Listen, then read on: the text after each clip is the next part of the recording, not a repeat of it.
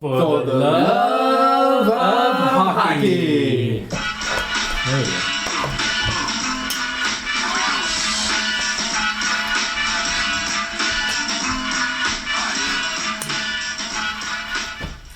Welcome to the Love of Hockey podcast. My name is Charlie. Over here we got Nate. Ice, baby. On my right is Amy P. Hello, hello.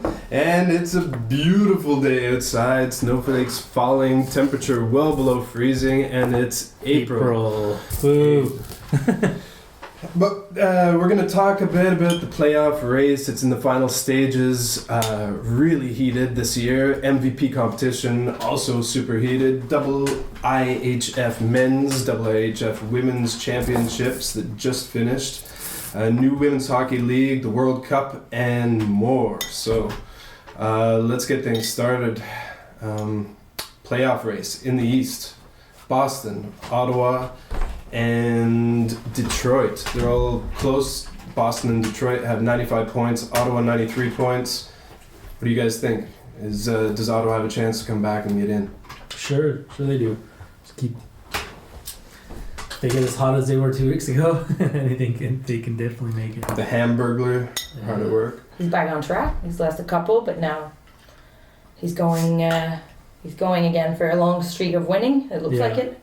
Yeah, it makes no sense. You know, he was one of the worst goalies in the AHL before he was called up. He was called up because Leonard got hurt. Yeah. Anderson hurt. And then their fourth-rate goalie comes up and is pretty amazing. But Gets himself a contract for 2015. Yeah, big time. He's a free agent, I think. Possibly not with he probably won't sign with the Sens, but he'll get a They've got to. Well, they're kind of full right now. I mean, what are they going to do? Boot Leonard or? Yeah, they're going to get rid of Really? Leonard's gone. For sure. I don't see it. I wouldn't do it. But anyways, Why not? I don't know. I like he's having a good run, but throw Leonard out for this guy, I don't know. I wouldn't go there because I think Leonard, this guy, he's got to pay off here. I mean, they've been standing by him. So you think Leonard's going to be another Bishop? No, I think they got rid of Bishop because they thought Leonard was going to be the next, generation, you know what I mean? So I don't think they're going to give up on him just because kind of like Halak and Price. Like I think maybe Leonard might, I think that's a Sens price. Wow. Yeah, I've never thought Leonard was... He's Sorry, big, his positioning's really good, but he's not fast, he doesn't react. I think it's mental. The guy's he's weak. Well, it's only an NHL goaltender. It's not a mental game is all that important. What? Yeah, okay. Yeah. So anyways. I don't think Ottawa's going to get in. Okay. And the reason is the new system of getting into the playoffs. Ottawa's got 93 points. Boston and Detroit have 95 points. They've all played the same number of games. There's 3 games to go. So if Ottawa ends up tied to any of the other teams, they do not get in. Because they haven't won as many regulation or overtime wins. They've won a whole pile of shootout games, but they haven't won enough regulation and overtime. So the tiebreaker will not go to Ottawa if they tie any of those other teams. I don't think they can do it. That's a brand new rule from 2014, 2015 season. What? Because everyone's been complaining that the shootout is a horrible part of the game, so at least they're removing it from the playoff determinations. Before it used to be number of wins, and right now Ottawa's got 40 wins, and the other teams have at least 41. Pittsburgh's got 42, but the other teams have won at least 3 or 4 more regulation or overtime wins. So I think Ottawa's out. They're just not going to make it. And last night's game, playing Toronto out of the playoffs, and what happens? Ottawa cannot beat Toronto. Yeah, but I mean, that you're talking about if this is gonna be a tie, I mean, they possibly could get in. I mean, they have 3 games left, I think. What is the 3 games? They've all got 3 games. Mm-hmm. So they need the other teams to Yeah, I know. That's what I mean. Penguins lose all 3 of their games, which could be possible. And the Sens would have to win, a lot. And the Sens win all 3 games, then Exactly. what would be the ranking then? It's possible, but I can't see Boston not making it in. They've got too much veteran experience. Detroit, same thing. And Pittsburgh. Yeah, but the thing is with Boston this year is that whenever the heat was on, they went deeper.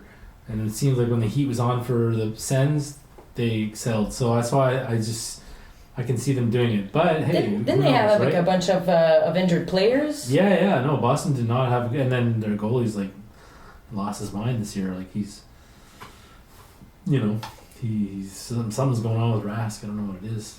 It's mental again, But could be Chara not playing a whole pile of games, and even when he's played, he's looked his age finally. Yeah. So over in the West, also super tight race. Vancouver's got 95 points, Calgary 93 points, and at the back, LA and Winnipeg.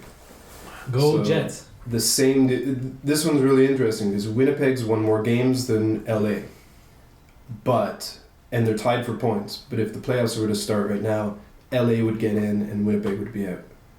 Because Winnipeg's only won 33 games in regulation or overtime, and LA's won 37.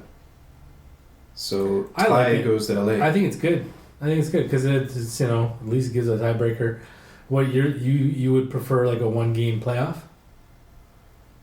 No, I like this. I Why think not? it's good. A 1-game playoff, another game. We've already Do got or die. 16-game long playoffs. Yeah, maybe that's actually That sounds like international. do or hockey. die. Yeah, but do or die is awesome. It's like, but for all the marbles, Leave it for the Olympics. Dude, the beauty of hockey or basketball Yeah. are those is 7 games. Yeah, the series. Yeah, you're right for sure. And you win one, and then you go to the second and the third. And Yeah, I was just fourth kind of dreaming of just final. coming off like a March Madness sort of mindset. Big game tonight. Who do you got? I I know we're gonna go off could never hockey cheer. I topic. could never cheer for Duke. So Yeah, me too. Wisconsin, and I've been to where the campus, the Wisconsin Badgers, it's in Madison, Wisconsin. It's a pretty nice little town. It's a neat little town. Yeah. Who are the Final Fours? Badgers versus the Blue Devils. Yeah, Badgers. Badgers. We don't need no stinking Badgers. Anyways. Final Four is only 2 teams? Or is Well, the they're other down. They're down to 2 teams. Okay. Tonight's the final. Yeah, the final game's at 10 o'clock or something. Yeah. So the other big race is the MVP, and we just finished. Yeah. Though we're gonna talk about the race. Though we're gonna talk about. Or we could talk like. Actually, you sure, mentioned finishing the Bufflin. West, Like Bufflin, I think that loss, the Jets losing Bufflin down the stretch almost loses that race for them. what do you think? Was it deserved? It was a mean hit. It was a mean not hit. It was a mean like cross check to the neck. Oh, that? Was that what? Yeah, the Buffalo. He got 4 games He suspended. got 4 games because of that? Yeah. I didn't think it was that intentional. No, it was intentional. Hold on, I have to see it again, maybe. It was no, but it's not seeing it, whatever. It's context. So basically, defenseman or no. Yeah, Cherry covered this on Hockey Night in Canada. Yeah, so he's basically protecting his goalie. His goalie got swatted at a couple times, and he basically just tries to squash a guy with his stick, and he's a big kid.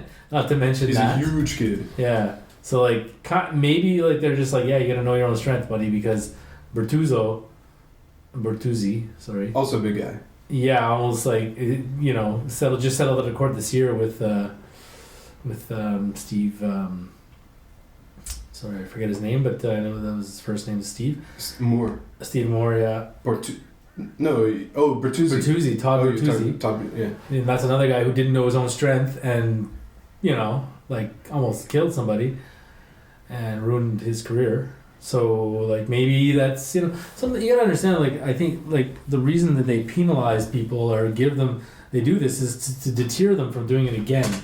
it's not we're gonna fine you and sit you out 4 games just because we want to. You know what I mean? It's used as basically, hey, dude, you're a big kid.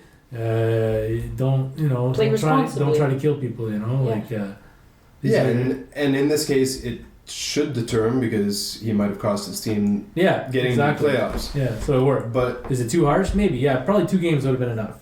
What? 4 games. See, I think it should have been 10 games.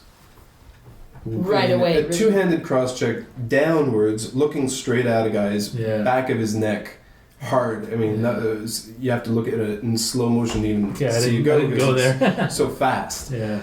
I mean, he really could have done huge damage, and 4 games just doesn't seem like anything. Mm. And in the past, when Shanahan was director of player safety, he was passing at some long suspensions. Yeah. Now Stefan can tell he's afraid of the arbitrator, because if they suspend a guy for, I think it's more than 6 games, it has to go to, the player has the right to take it to an arbitrator. And if the NHL loses an arbitration, then they look really bad, so they're not taking the risk of suspending people for long periods of time.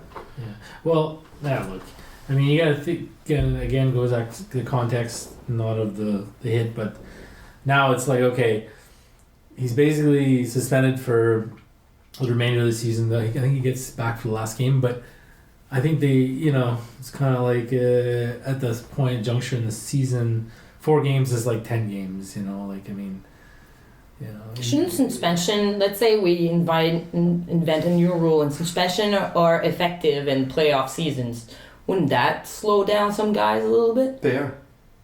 Oh yeah, if you're suspended at the end of the regular season for 4 games. They're actually all collected, and then the suspension actually occurs.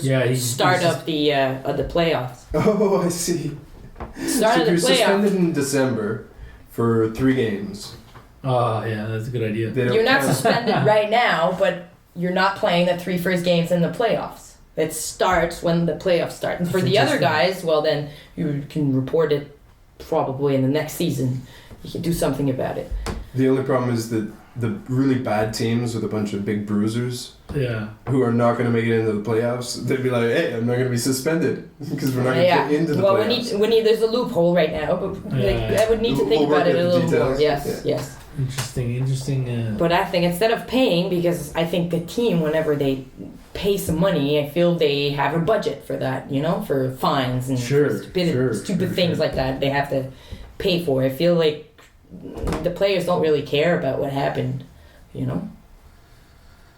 That's my. Well, no, I don't think that's right there. Like, I mean, the player gets fined. The player pays out of his own pocket. I don't think there's a fund for fines, unless it's the coach. Maybe the coach would, the team would pay for it. But it's the person. The person pays for it. It goes into a fund, a charity fund or something like that. Oh no, the money that he pays in, it goes into something. I don't know where it goes there, but there is a fund for sure. But I'm talking about like Bufflin is paying out of his pocket. The Jets are not paying this fine. To charity? It's a good idea, but okay. The league. Go to the league and then whatever. Okay. Yeah. But it's a slap on the wrist kind of fine. I mean, the guy's making millions. They're all slap on the wrist at this point, But no, I mean, you miss 4 games. Some guys, But I thought it was okay. It was pretty intense, but maybe it wasn't as hard as we thought. He's not injured or anything like that, so it was fine. I don't know. So what did you make of the Kadri suspension a couple weeks ago now? From his team? Well, there were 2. Late? He got what? Oh, and then 1 game, and then they got some kid's head. Yeah. And then Kadri's, they suspended I don't like 3 more Kadri's. games by the team suspension, and then the league suspension. Yeah, I don't know. Yeah, it was fine. Whatever. Suspend the guy. He's an idiot. Suspend him for talking. He didn't. I mean, it was warranted there. He took the guy's head out. Like, it was like the camera angle couldn't have been any better. It was like, almost like he was, you know what I mean? Like, it was almost like a bird's eye view of it. It was that well captured, and he got 3 games, whatever. Yeah, I just don't get how. Well, I get it. The whole team seems to be hung out to dry. Like The Leafs? yeah, all the players are hung out to dry. They're not a great team. They have these huge expectations all year long, and when things aren't going right, the GM's not supporting the players. The Kessel and all Sorry, but all the various events through the year. they're a better team on paper than the Montreal Canadiens. But they're not a better team. No, but you said that Toronto is not even a really good team, and they're underachieved, or they're, I don't know, whatever, they're not doing well, and they not doing well. I don't know. You said something along the lines, but I don't agree with that. I think that they're a really good team on paper. Yeah, they're not doing it on the ice, but friggin' Van Riemsdyk, Kessel, Jonathan Bernier is good. I mean, the other goalie is all right. I mean, both of those goalies are all right. And then there's more players. I mean, geez, I haven't really named, but they're a pretty decent team on paper. They're terrible Defensively. on ice. They're terrible, but even Phaneuf, I mean, he's a marquee player, I guess. I would take him, but so anyways, but you turn the tables and go to Montreal. Oh, you got Pacioretty. Like it's all about price, you know. It's like Pacioretty, price. What else? Yeah. See, Come on. You're out on that one. I think you're right, but on paper, it's on the paper. Leafs being a better team, I think it's the team management didn't give them the chance to win. They were not given the tools to win. Coaching change for no particular reason. No particular reason. No, that's wrong. But anyways, they're losing. He was doing better than the current coach, who has no experience. Who's an interim coach? As soon as they wasn't even hired by his started general losing as soon as in December they started losing, they were tanking. It was all about McDavid. Yeah, I mean, yeah, in a big, yeah, I think so. I mean, it's just I didn't think that at the time, but this Horacek guy is what? I mean, who is this guy? He doesn't even look like a head coach. He doesn't look like a friggin'. He looks like a guy who sharpens skates in the arena, local arena, like, you know, like the fake friggin', you know, the hair gel and like, I don't know, this guy. What's his name? Horacek, like, I don't know where he came from, but he's not a head coach. So, tanking, yeah. And he's got the interim tag. Yeah, he's just, yeah, I mean, I guess they probably never really planned it out, you know, like, Carlisle was probably, they thought he was gonna, you know, pull it out or whatever. But Horacek, I mean, forget about this guy. He drives a Zamboni probably at night there, some small town arena. Yeah. So what I mean is management jeopardized the season for players that should be doing better than they are, but they put the blame on the players. I think it's management that's what I'm saying, right? Like, created an environment that the team was going to lose. It wasn't the players that made the environment. No. But they're taking all the blame.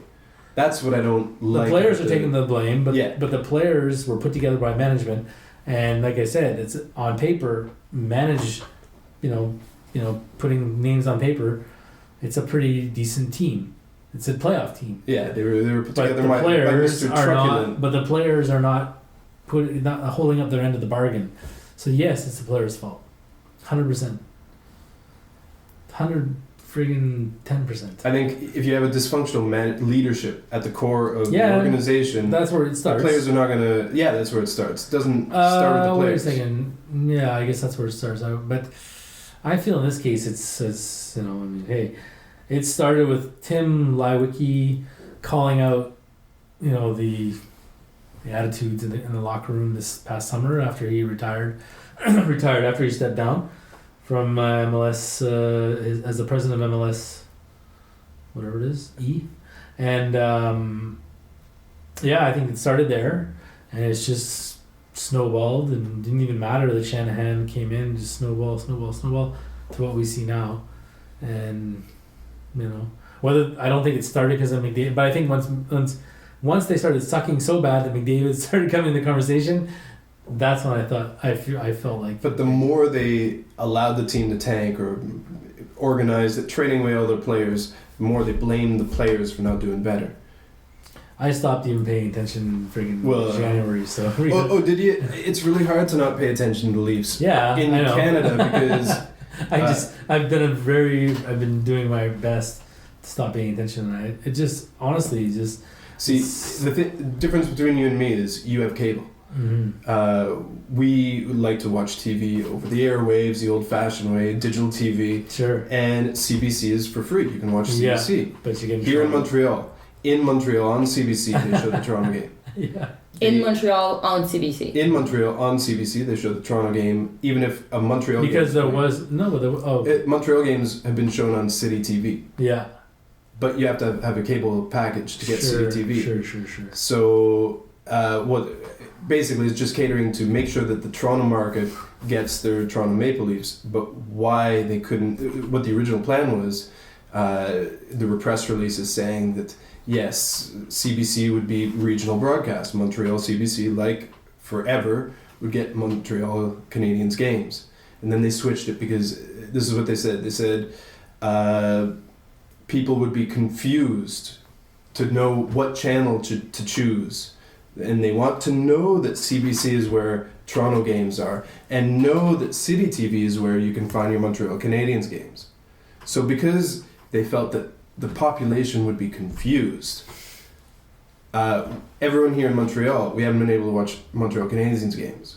And there's a lot of irregular viewers. People don't have TV subscriptions all the time. And we used to watch games. You can't watch games anymore. Except on the internet.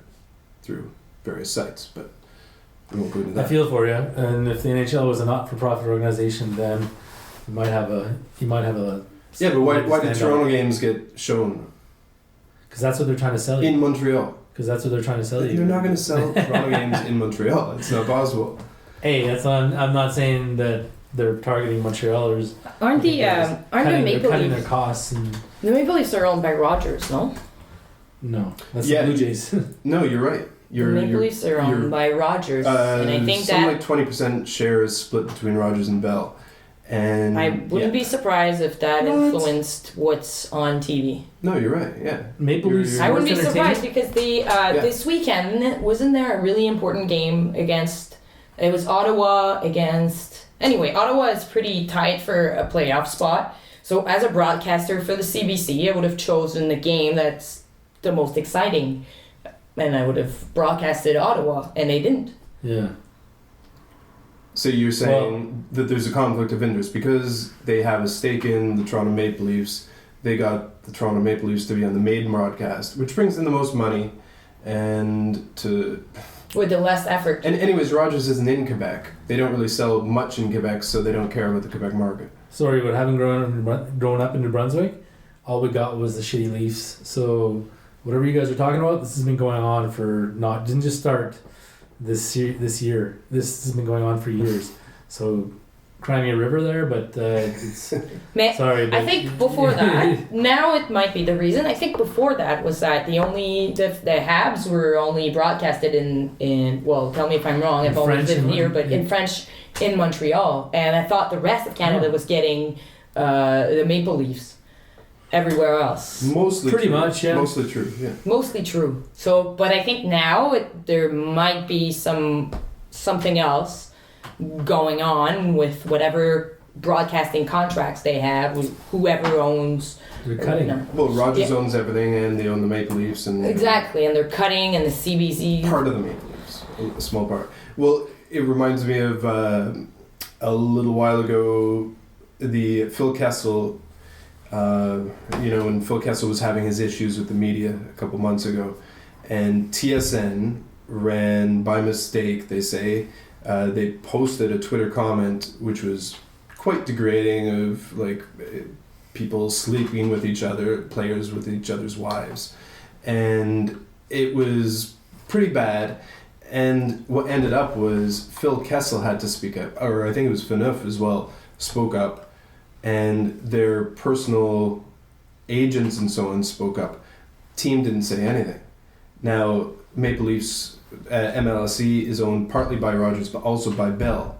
Bell owns TSN, and so management of the Maple Leafs, who are aligned with TSN, didn't publicly speak to defend their player and say this is a terrible thing. No one in the management of Maple Leafs defended Phil Kessel against this. They're suing too. I think. Yeah, but it had to be Phil Kessel. Like, why isn't the team supporting its players? This goes back to why I think, Phil Kessel doesn't feel supported. He didn't feel supported. He played poorly, but why would you play any better when this is your management system?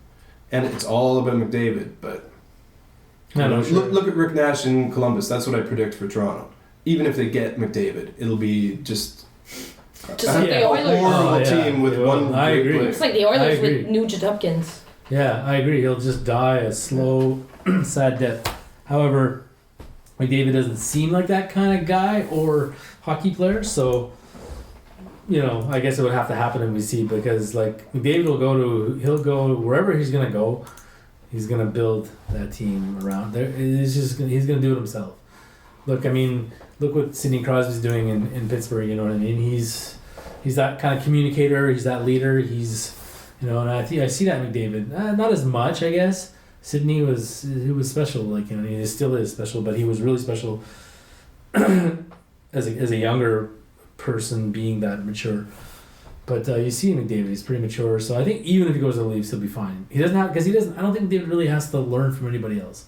He'll be fine, but will the team be fine? Nah. Yeah, they'll win the cup in probably 5-6 years. Yep. McDavid's that good. He'll bring the team up. Yeah. Yeah. For sure. Well, they have something around 12-15% chance. 12.5 right now. Anyways, and then look, he's from the area. The media is gonna treat him like gold. It's a match made in heaven, but it's not gonna happen. Look, he's going to Buffalo. Let's be honest here. I hope Ottawa misses the playoffs, or I expect them to miss the playoffs, and then with their 2% chance, I hope they take McDavid. That'd be great. Yeah. As much as I wouldn't want to see him in the same division, hey, he's probably going to be there anyways. It's like all the teams are, we just talked about the Leafs and the Sabres, but if he ends up even in Phoenix, I don't know if Phoenix will stay there, but he might end up in Quebec as a Quebec Nordique. Yeah, right. Mm-hmm. I can see the Nordiques coming back before the Expos. Mark my words. Oh yeah, definitely. No doubt about that. Well, the province will put money into a team in Quebec City for a tiny little population base. Yeah, I think they already have. They built the stadium already. They built a stadium, and if they make on public it... dollars, but it's owned by a private company. Yeah, I know. But if they do make it, good... is it time to talk about this arena? No, we'll come back to it at one point. Which arena? Quebec. Oh. No. Let's cover that another time. Let's take a break, and sure, we'll be back to talk some more.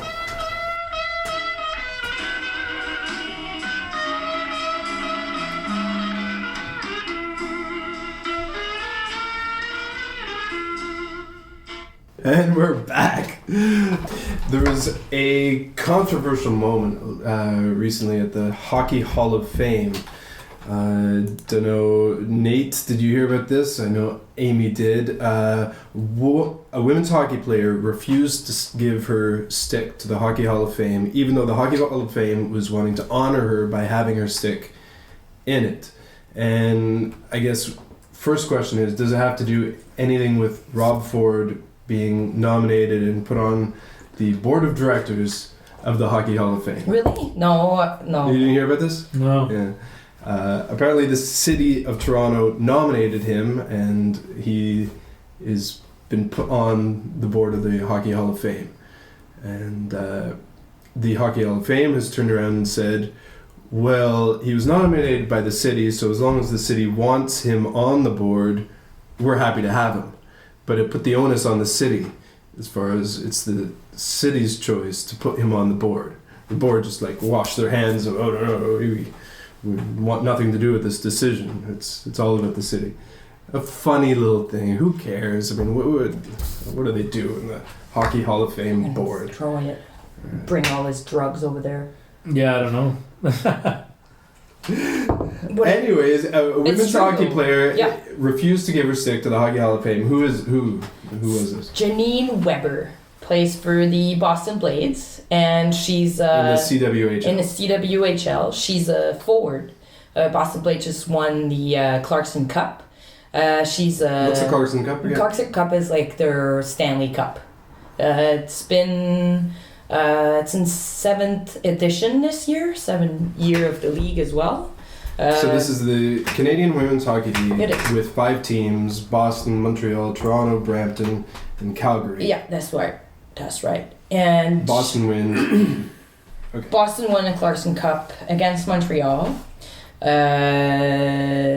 How should I link that? So during this, after the win, a guy from the Hockey Hall of Fame asked her to if they could take her stick just to be able to honor, like integrated in the collection, and she said no. She said no. She refused because she buys her own equipment, and they're probably something like $200-$300 sticks, and she says if I give you this one, I have to buy another one. Like she needs one for backup for sure. So yeah, I guess it says that girls don't get sponsored for. There's not a lot of girls get sponsored for equipment. At least she didn't. Apparently, not long after that, there's a hockey stick company. I don't know which one that came save the day, and they decided to give her a couple, like sponsor her for her hockey sticks, so she can give it out to the Hall of Fame, to the Hockey Hall of Fame. So, wow. What? Yeah, I knew women's hockey players weren't paid, but their travel's paid, and I thought their equipment would be paid. Yeah. But they're not even... No, their equipment is not, unless they're sponsored, like Caroline Ouellette, who I think most people who watch women hockey would know. Caroline Ouellette is sponsored. She gets all her equipment, but most of the women, they don't get it for free. They have to afford it. They have to pay for it.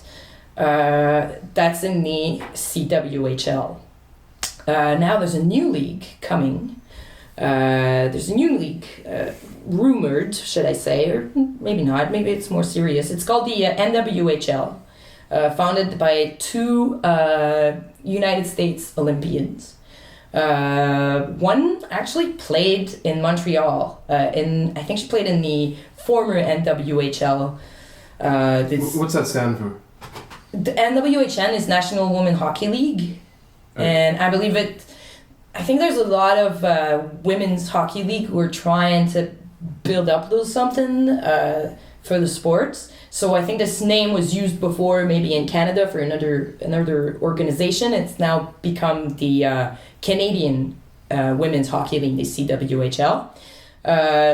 This one has been existing for the past 7 years, and they have, like I said, their Clarkson Cup. The NWHL is brand new. I think they're still trying to trademark the name, and they claim to be able to pay their players, a thing that right now isn't possible in the CWHL. So is this going to be a competing league with the CWHL, or is it going to take on the teams that are in the CHL? In certain markets, like Boston, for example, there's a team in both leagues in Boston, but there's only 4 teams in the NWHL, and they're all in the U.S. All the U.S. teams? And only 4 teams. Only so Boston's going to move over. Like Buffalo, Connecticut, Boston, and there's another one. Buffalo, Boston, New York, Connecticut, probably. Yes, the Riveters, the New York Riveters, and the Connecticut Whales. Yeah. That's a funny name. Anyway, well, so the Hartford Whalers. So yeah. Play off that. Yeah, but anyway, a Whalers and a whale are 2 different things. No. Yeah. Whaler actually, I guess, would be the catches whales. Anyway, but the progress so far about this league, they had ice time donated in 4 arenas in each cities. 1 arena in each city, of course. They've got a partnership for transportation. They got a partnership with the U.S. Coachways bus line. All 4 teams now have a GM. No coaches yet. This is April. And apparently there's been some sponsors that have been signed for multiple years. So they're getting somewhere. When you say they're going to be paid, what do you mean? Like paid like junior hockey players? 15,000, I believe. Less than that, yeah. The salary cap is $270,000 for each. 270. Wow. For each team, yeah. So they say it's about $15,000. Less than some NHL players make per game. Yeah. Oh yeah. Yeah. Yeah. It's negotiable. That $15,000 is negotiable with your GM. So I guess if you have a more important role, or if you're whatever the top scorer, there will be there's room for negotiations, but it's only $15,000. So at least if you're not sponsored by Nike or Bauer or whatever, for your stick, helmet, and all your equipment, you can afford it. Yeah, it's just $15,000 is a semi-pro salary, if you ask me. I mean, who can live off that? Nobody. Nobody. No, I agree with that. Semi, yeah. So but anyways, they got to start somewhere. Look, there's a lot of good women's hockey players, and for a league to grow, I think the brand is really important here. Like, I can see the NWHL being a more marketable brand in North America rather than the CWHL, just for obvious reasons there, But it has a less general name for ones. They're probably gonna at some point they're gonna come together.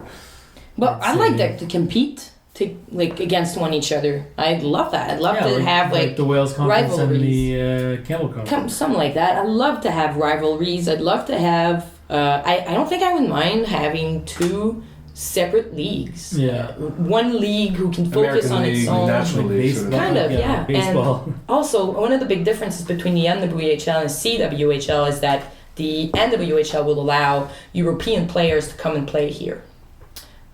Thing right now that I think is not taken care of in the CWHL because they have because they can't afford the lawyers to do immigration.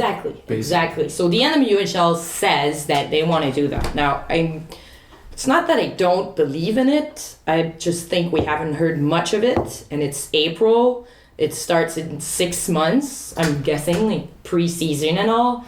There's Caroline Ouellet who said it's not the first time that she's heard rumors about new leagues naming well, and probably, like to hear more about it, but I think it sounds like she's a little bit pessimist about that. Yeah. There was the Women's World Championship of Hockey last week, and the commissioner from the NWHL said that emails were sent to both Canadian, I think to all Group A, like mostly Canadian and U.S. state team, and they mentioned that there was a new league going around. To that, goalie Jessie Vedder said it sounded interesting, but she kind of need to do a bit more research into that about the new league. She's kind of waiting for more details. So on both sides, with these two girls, they seem to be like, okay, our ears are open, but we've heard these rumors before about other things, and I don't know how much importance they're taking. Well, let's hope it works out. Let's hope it works out for them. So, my crush in the Women's Hockey League is she performed really well just in the past week for Canada at the IIHF Women's World Championships. Natalie Spooner, ever heard of her? Well, I saw. I caught the. She's in the Toronto Furies. She plays for Toronto. CWHL. We went to see a Toronto-Montreal game, and Natalie Spooner, she'd get the puck, and it's kind of, I would say it's the same feeling you get with Ovechkin. Okay, he's on the ice, he's moving about, big, tall, like tough, goes fast and hard, like bulldozer. And when she gets the puck, it's exciting. Yeah, really exciting to watch. And the IIHF Women's World Championships just happened, and she led the tourney for Team Canada. 7 points, 4 goals, 3 assists. So that was pretty pretty fun. Caroline Ouellette from Montreal, she had 4 points. It was her last. It was her last international tournament too. Mm-hmm. She would have liked to leave with a gold medal. Yeah. She got silver. But it's usually what happens. It's like, it sounds as if we're winning when it counts at the Olympics. And the United States win the World Women's Championship. It sounds a little bit like that. But anyway, so... Yeah, it happens every time. Yeah, all the time. Team USA beats Canada every... It's like we have a specialty or something. The Olympics. I guess it's the right place to win. But it was a real passing of the torch because Caroline Ouellette, she's 35 years old. She kind of took the torch from Hayley Wickenheiser when Hayley retired for Team Canada. Also another tall, strong, you just cannot get the puck away from her, really smart passer. So she's 35, she's going to soon retire. Yeah. I believe so. Is she going to be back with the Stars next year? I think she's going to be back with the Stars next year. I think she's announced it already. And if she's not as a player, probably part of the coaching staff. I think she's that kind of girl that's going to stay in hockey. She has her place and she's going to find work in that field. If it's not by playing, it's going to be by helping someone else do something or media coverage or I don't know. But this is a hockey girl. I think that's her whole life. I think her whole family is involved in the Stars or in every competition that she does. She has a lot of it seems to be a hockey family really. So I think she's not going anywhere. We're going to see her again, even if it's not on the ice. Nice. And so there's a passing of the torch to Natalie Spooner, who had the 7 points, and she's 26 years old, and there's a 25-year-old Marie-Philippe Poulin. Marie-Philippe Poulin, she's really good. She plays in the United States. She's the one who scored the overtime goal. The last 2 goals in Sochi, she's the one who scored just before to equalize the game, and then she scored in overtime to win the gold medal in Sochi in 2014. She was back, Marie-Philippe Poulin. Of all the players, I think they have about 16 players, or 20 players maybe, that they have to bring this year at the World's Tournament. They had 10 players who had never played a championship match before. So you said passing the torch. I guess they are. Charlene Labonte was in there. Okay. Charlene Labonte was Team Canada's goalie at the Olympics, right? Yeah, she was. This year, the World Championships, she's not there, but she was playing just a couple weeks beforehand at the Cup. At the Clarkson Cup, yes. The Clarkson Cup for the Montreal Stars. For the Montreal Stars. So why wasn't she there for Canada? Might have to do with work. The fact that, she might has... All women hockey players have to make a choice and at one point focus on another career because they can't survive on the salary of a hockey player. Right now, they're only paid with passion and love, not much though coming in. So I think that's why. It might not be the only reason though. I'm pretty sure it's also because, this team was the youngest Canadian team with an average of 23 years old. 23? 23 years old. The player average age is in this year's World Hockey Championship for Team Canada. So same thing, wow. I guess, it's the same thing for the United States. They also have about 10 dozen, maybe a dozen. Earlier. I mean, so to speak, they're in their career because they can't play too long. Either that, or they can't play too long. Because they can't afford to play too long. They can't afford to play, but it also seems to be really, it seems to be like the team also wants to push maybe younger players. It's about time, we have 3 years now to practice for the Olympics. When you're 24, you're willing to work any job. There you go. You're 34, you're less willing to work for the even semi-pro salary of $15,000. Yeah. Did you watch any of the games of the No, World's I Women? didn't have a chance. No, it's good. It's good formula. I really enjoyed it. It's too bad there's some, I guess, again, poor coverage. It was broadcasted by RDS, TSN. Sportnet had some articles on the website about it. RDS and TSN only talked about the finals. I don't think they talked about anything else. Even though they had the full coverage. Even though they supposedly had the full coverage. I'm a little bit surprised. Well, I'm not surprised. I'm disappointed. I'm happy that Sportnet's coverage was okay, but I feel I don't think TSN has a single person that covers the women's hockey leagues or women's hockey. I don't think MDS got it. I can't think of anyone offhand that. TSN, for sure. TSN actually covers it. Yeah, because TSN actually covers it more intensively than. Who are their experts? Like who covers the as far as commentary on the leagues and. There's two. Yeah, I don't know their names. No, it's all right. But they cover it pretty good. TSN does. They cover it almost as well as other sports other than the NHL. I take that back then. Yeah. I'll have to check it out because I've been doing some research and it took me a while to find a decent report on the World's Women Championship in Malmö this year in Sweden. So they were playing Sweden, and Sweden usually is like right after Canada and USA for women's hockey. Finland is often the bronze medalist in these championships. Sweden sometimes. But this year in the quarterfinals, Russia beat out Sweden. Yeah. 2-1, I think. Something like in the quarterfinal. Yeah, something like that. Alright, so how was the attendance at the World Championships? It was busy, but Malmö. They had the juniors a few years ago, didn't they? Yeah. Sounds like a hockey city. When it was the home team playing, Sweden was playing. It was about 2,500 people average. I think they had 4 games total. This is always a lot of people. It's not a lot of people. Well, European centers still a lot of people. It's still a lot of people. I mean, we went to see. Malmö's like 45 minutes from Copenhagen. I guess there's not that many Danish either that are going to go out. But there's quite a population there, 2,500 for local games. So it's not a lot. Well, small. it's even less for the finals.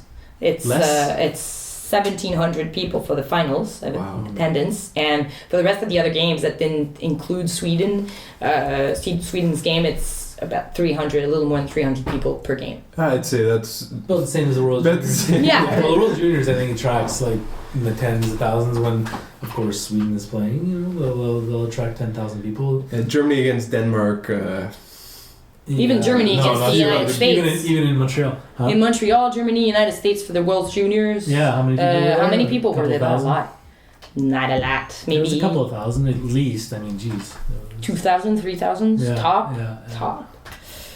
Yeah, so okay, the attendance, whatever, okay, people watched it, I guess. All right. The biggest surprise of the tournament was Japan, who, I said earlier, they beat Germany and Switzerland. They had an outstanding goaltender, Nana Fujimoto. Yeah. She's the biggest Nana Fujimoto. Nice. She has the best average of all the goalies, 1.52. Wow. Yeah.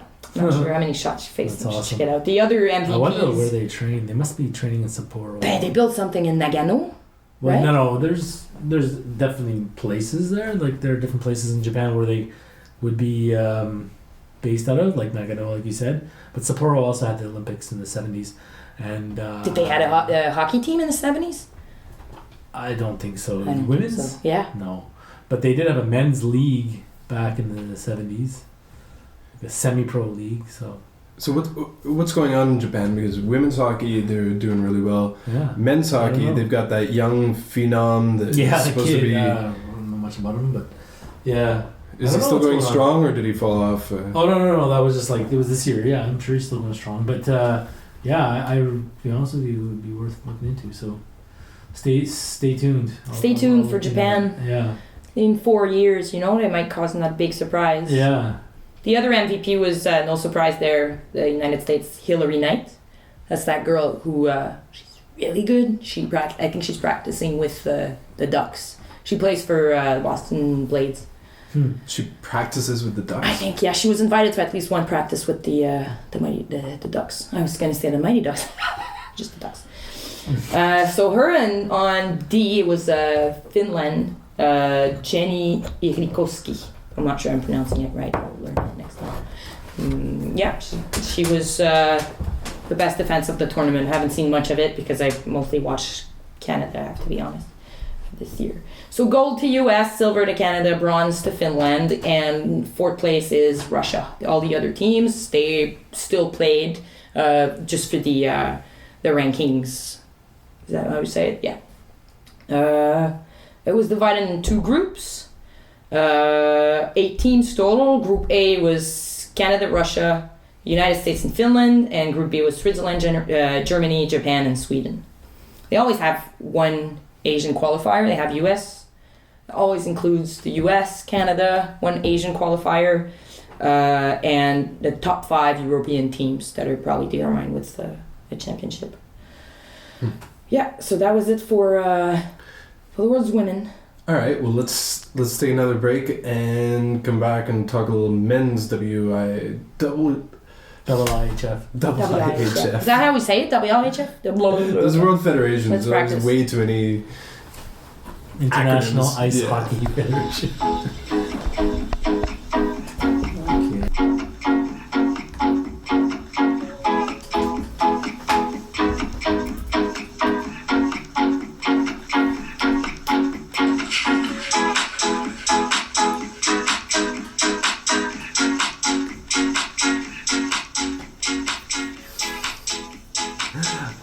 All right, we're back and talk some double IHF. I can never get it right. You can't say it. Yeah, You can't. no, I can't. I really can't. So every year we have the annual spring tournament. It's this year going to be held in Prague. Prague. Prague. It's Prague. going to be starting on May 1st, and it's going to run through May 17th. So we got a few teams here. We got Canada, Latvia, USA, Finland, Czech Republic, Sweden, Russia, and Norway. 8 All teams? teams. What's that? 8? No. There's 10. there are more. Yeah, actually, teams. There's in total. There is. I just looked at. I just went over a few, but there are 20 teams. 20 teams? Yeah. Separated in 2 groups? Yeah. Yeah. Right. Yeah. Yeah. It's a huge tournament. So is it 20 teams in the end? Yeah. I think so. May 1st. So that's why teams that get beaten out of the first round of the playoffs, those players can make it. But if you're in the NHL playoffs after first round, you're pretty much not going to go. Yeah, it's kind of like that, I guess. It's it's pretty much in the beginning. Okay, I gotta admit, I've always thought this is the most boring tournament of all things going on in hockey. Yeah, well, I'll tell you what, it's the Stanley Cup for European hocky. No, it's not. The best European players are playing in North America in the NHL. No. But winning this is comparable to winning like the Stanley Cup for Europe. Like, for example, a lot of very devout hockey fans, let's say, they travel for this tournament. It's like a year annual thing. They go to this. I mean, it's just it's an annual event for a lot of guys, a lot of groups. It's well supported in Europe, and that's why it's always in Europe. They had it in Halifax. I have a puck here actually from that. I didn't see it. So I don't remember. Really? Did you Yeah. catch it in the stands? You know what? I have no idea where it comes from. Meaning I don't remember. I don't remember how I got this puck. But anyways. Stole it out So of there it the is. clutched hands of a young boy. Oh no, this is the juniors. This is juniors. Sorry. So I don't actually remember. Is that one Yeah, also yeah, stolen from a touchdown of a young boy? Yeah, maybe, yeah. And anyway, so basically, like the hot topic in Canada. I mean, like I said, it's very well supported in Europe, and I don't see it dying anytime soon. But that's not what I really want to talk about. What I want to talk about is, Canadian players. What's the benefit of them going there? Now, like a lot of guys, yeah, it's definitely to get experience, up their game, their value in the international play, as well as play for your country and that whole hoopla of like it's. Yeah, like Ryan Smith, Captain Canada, right? Yeah, exactly. Played for Edmonton. So- was like a real leader. Played at the World Championships Yeah. every year because he played for Edmonton. So he Yeah. had no playoffs to look forward Exactly. to ever. And So yeah, so old days I get it, and they still got now I think people still play for their country, but now it seems like the Olympics have really taken that, and like So I you know, like a logical person would be like, yeah, okay, well, I'm gonna play in the World Championships this year, and every year running up to the Olympics in hopes that, you know, I prove my international play is good enough to be in the Olympics. However, the Olympic team is really based on your NHL play. We all know that. With the exception of Rick Nash, last team, but why they were chosen? They were chosen because of the season they were having, and there was no secret. I mean, you know, PK, what?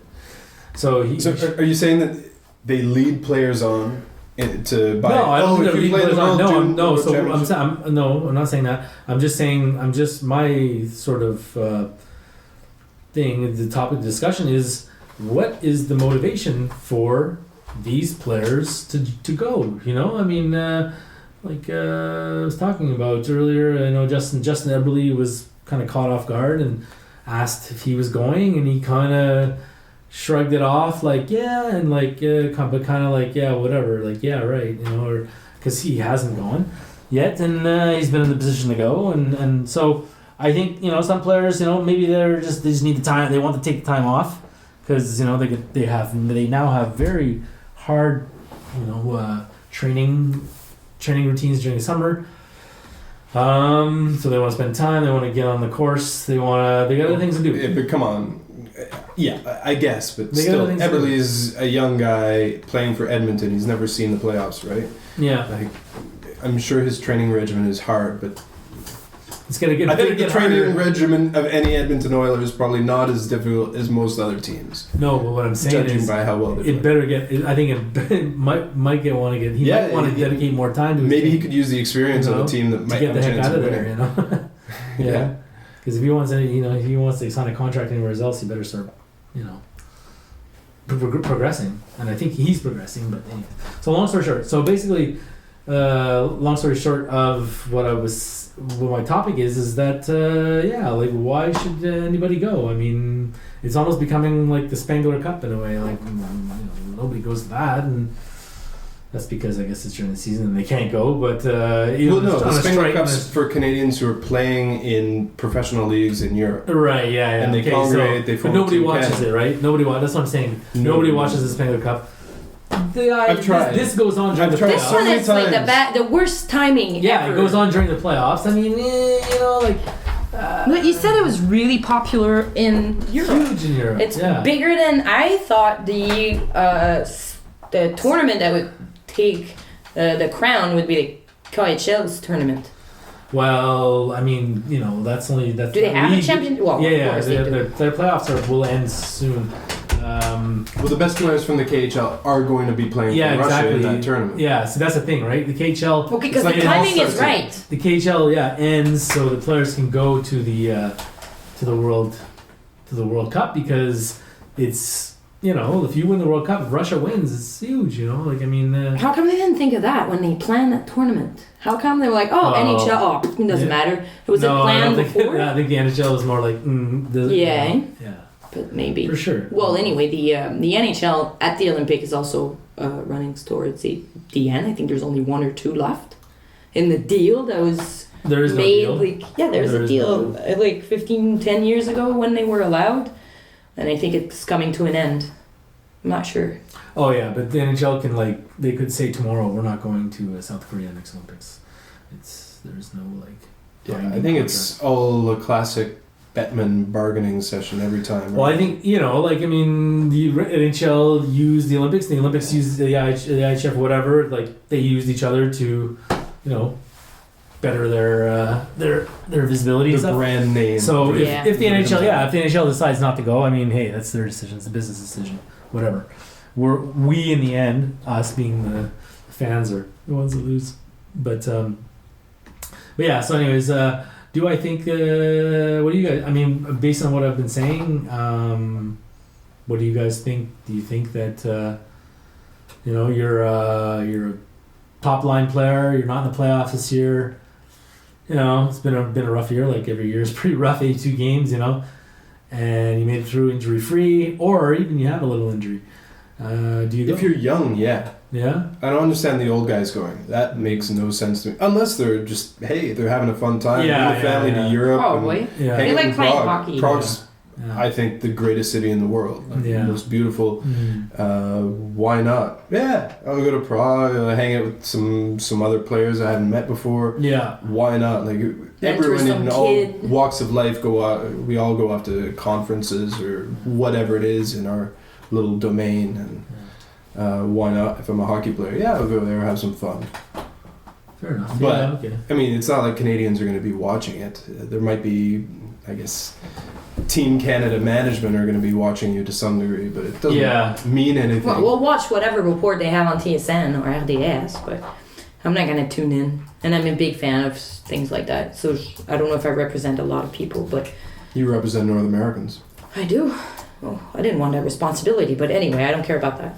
I don't care about that tournament. If maybe they moved it to July, then I'd be No, super I happy. don't What want about to. September? I think it's at the perfect time. I don't want to care about the tournament. I want to care about once every 4 years. Just like all made big sports, soccer. You don't have the World Cup every year. Right. So that brings us to. Oh, it's every year. That brings us. No, yeah, it's every year. Yeah. This happens just like the women's tournament every year. Yeah, it's a big thing. So well, okay. So anyways, I think like that what we're just kind of led into is that's what the NHL is now bringing back. So the NHL, Gary Bettman has announced that in 2016 the World Cup of Hockey is going to be played in Toronto. Oh yeah. And there's going to be an interesting format because one of the teams is going to be made up of players that are under the age of 23, I believe. I don't know. I don't know. It's under 23. It's a Young Stars team, and they're going to compete against. They're going to be a world team. Canada's going to have a team, of course. U.S., Czech. I want to say Slovak, Sweden, and Finland. And then the rest of the countries are going to be put Russian, together. sorry. Not Slovak. Czech, Russia, Finland, Sweden, U.S., Canada. And what, sorry? And the rest of the other teams, they're just going to take their top players and form a European team? That hasn't been announced yet. And it seems like they're kind of plugging it. This is kind of carrying on from the Canada Cup to the World Cup. Now this new one. No. I did. They did mention something about a European team. And they did mention something about a Young Stars team, but they're not following up on their... I think that would be a good idea. Yeah. It's an out of the box idea.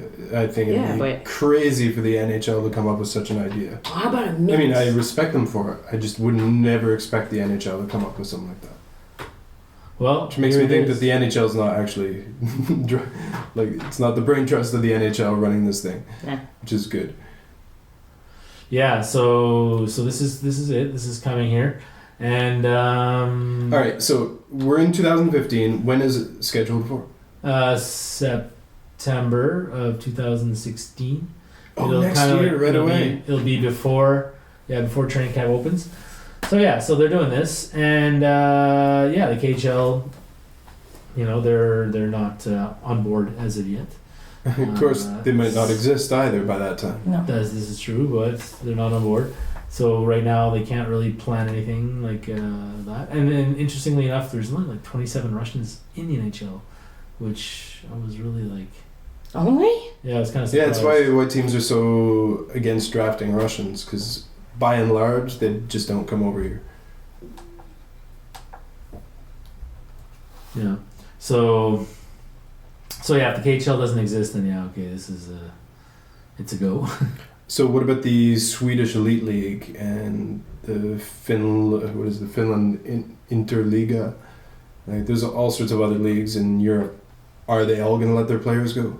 I don't know. I think I'm pretty sure that a lot of these leagues are. There hasn't been any news about that, and usually those teams are kind of. So the leagues are usually in, and if there was anything, it would have been announced. So we're pretty much just witnessing a little backroom scuffle between the NHL people and the International Hockey Federation people. Yeah, I guess it's kind of that. Yeah, I think, but also I think the KHL is kind of they're probably seizing the opportunity, to kind of be like, oh well, what can we get out of this, So, you know, that really makes sense, right? They increase their revenue or whatever way. Yeah. Make some profit, which would definitely make sense. Yeah. And it's fair. And because the reason the NHL wants to do this is that the Olympics happen, but the NHL takes all sorts of risk. Their players are going over there, they're playing a lot of games in a short time, they're getting injured, and then they come back and they're of no use to their team that's paying $8 million, say, to have them on the ice. So the NHL wants to take over this to capitalize, to make money. And it would make sense that the KHL and all the other leagues want to make some money off it too. Which Especially the IHF will not do. It's just this international organization. Yeah. And a questionable one as far as how it's run.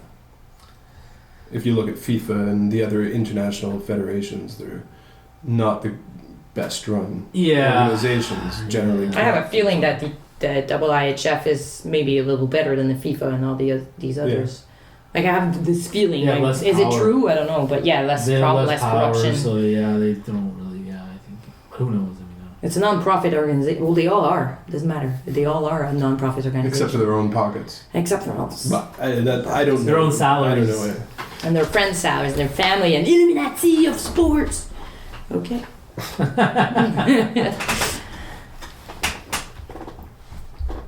You got anything else on the World Cup? No, so basically that's just sort of well, I guess my thing is with the World Cup is that I like it. I think it's really cool. I think it's like you said, it's an out of the box idea. Now, what is this going to do to the NHL taking a break from the Olympics? I think that it's somewhat clear that because I don't know, like, I mean, not clear. It's somewhat, it's pointing towards them not taking the 2 weeks off this year, you know, for giving up that revenue period and, you know, the stop and go of the season. It just, I know that Russia is in this kind of same time zone or similar time zone, but yeah, I just don't see it market like this South Korea Olympics. I just don't see the marketing kind of big dollars there. So yeah, I think the NHL is kind of they've used the Olympics, they've gauged, they took the temperature, and they're like, yeah, World Cup's going to work because huge exposure as a result of the Olympics for the past 20 years. So yeah, do I like it? I love that. I really like the Olympics. I really enjoyed that. It was really nice to see, you know, these top A-level guys playing. You know, so yeah. I also remember Albertville and you know we watched the these amateurs, games as well. Yeah, the amateurs played. So that was pretty cool too. Paul Kariya going up against Forsberg. Yeah, Sean Burke and you know and Forsberg and what's his name from Czech Republic who defected, Bondra. No, jeez, way before Bondra. Okay, so anyways, he became a Canadian citizen and played for our team. Nedved, yeah, Peter Nedved, yeah. Ah. So, anyway, so yeah, those were memorable days too, right? So, that was just, yeah, what do you... So our conclusion what do you is think? They all need better marketing? No, I don't. No, I wasn't going with that. I was just kind of like bringing up that was happening, and I just foresee that the Olympics will lose out probably. And the Olympics, yeah, I guess do I lose care? a little bit, but really, the real amateur athletes are going to gain. Like, yeah. Canadians watch the Olympics to watch these professional players play hockey. And it's not only it brings attention to it and we watch other things, but I mean there's just way too much attention on people who the country already pays so much attention to already. Let's let the Olympics be for the amateur athletes, like those old days. I agree. And, Lindros. Yeah, and at the same time, the old days of the Canada Cup. You know, and then the World Cup. Yeah. Those were great championships by themselves. The World Cup, I didn't think it was very... Why? Because the United States won and Canada lost. No. I mean, it was a big draw. Like I remember getting together. It was first year university. We all kind of gathered and watched the game in the common room, but no, I don't know. It was like I think all hockey. That was the year with Fleury I think people, and Gretzky. It was his last big international event, wasn't it? Yeah, I don't know. It was 96 or something like that. 96 or 97. Mm-hmm. So it was 96. Actually, it was 96. But like that tournament was for people who liked hockey. Okay, the Olympics is for everybody. Everybody gets behind it. Like, I mean, geez, like they're showing it at work and TVs everywhere, and it's like it's really a nationalistic thing. And I guess it'll be shown on the public broadcaster in countries that the World Cup is never going to be shown. Yeah, so it just kills a little bit of that. But anyways, look. That reflects the way the NHL is going with. They don't care about building the game. They care about capitalizing on the branding the game. Watch the game. It's not building the game. It's branding it. Baby boomers with huge cable packages pay a ton of money for NHL. It's crazy. Young kids can't afford to watch the games, but the NHL doesn't care. Yeah. And it's kind of the same thing. Well, the Olympics would create so much more exposure, but a World Cup would create so much more money. Mm. Yeah. So for them, they don't have to share. And for the owners, they have and it's all has to do with the new collective bargaining agreement, I think. And you know that the World Cup games are not going to be on public television. You have to get a cable package to even watch it. Yeah. So, yeah. So business wise, I guess we see what's going on.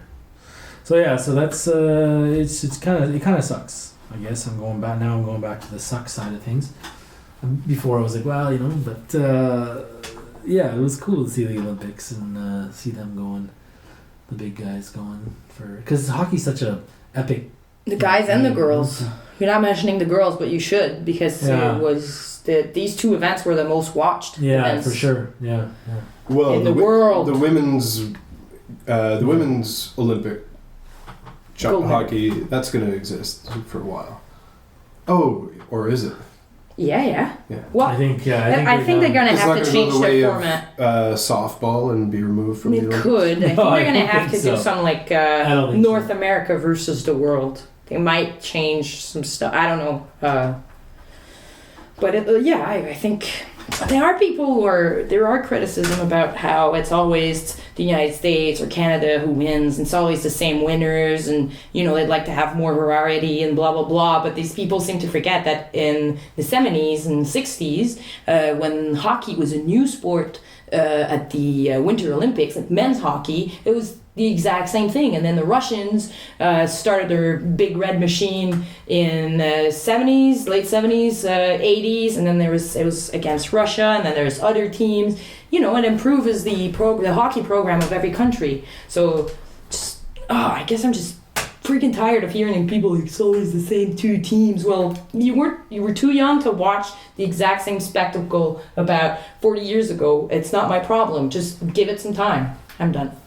Yeah, and you're referring to a couple of those great documentaries that have just come out about the way Russian hockey was built and existed, especially through the 80s. Yeah.